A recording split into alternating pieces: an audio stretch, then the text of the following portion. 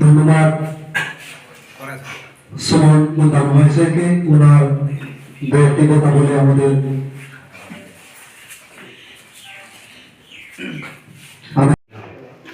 পরিস্থিতি যেটা নেল না এটি চোদ্দকে মিডটাই উপরে একতা রেয়া শক্তি অনেক জমিতে এখানে 90টা লিটার জায়গা না জুমো পায় না কেরাসিন তেল বিভিন্ন কিছু এরপরে আপনার আঞ্চলিক জায়গায় আপনি অনেক অনেক অসুবিধা রুমকে বলবো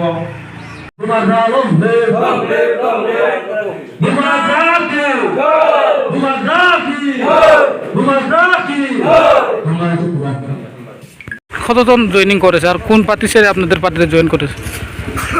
আজকে আমাদের এই যে দুর্গাছড়া বিসি মুন্দা বস্তিতে আমাদের দলে 60 পরিবার কত ভোটার জানি 24 ভোটার বিজেপি ছেড়ে আমাদের ত্রিপুরা মুথা দলে অংশগ্রহণ করেছে। 2023 বিধানসভা নিয়ে 49 কনস্টিটিউয়েন্সিতে আপনারা কতটুকু এগিয়ে গিয়েছেন?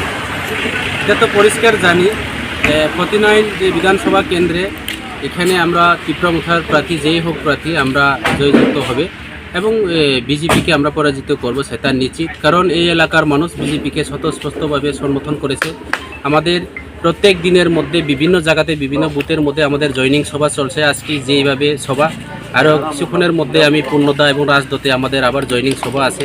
এইভাবে প্রত্যেকটা জায়গাতে আমাদের ওয়ারিয়ার্সরা বা TWF YTF আমাদের ত্রিপুরা মুথার যারা কর্মীরা বিভিন্ন জায়গাতে ছিঁড়ে ছিটে ওনাদের মতো ওনারা কাজ করছেন। কাজে আমাদের মণ্ডল এবং জেলা কমিটির নির্দেশে আমরা কাজ চালিয়ে যাচ্ছি। আগামী দিনে আমাদের সংগঠন এখন 100-র মধ্যে আমাদের একদম 60% আমাদের বৃদ্ধি পাচ্ছে।